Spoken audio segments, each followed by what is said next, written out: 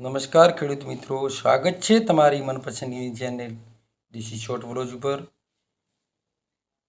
આપણે આજે જીરાને વિશે વાત કરવાની છે મિત્રો કે આજે જીરાની અંદર કઈ બજારમાં કેટલા ભાવ રહ્યા એ વિશે વાત કરવાની છે।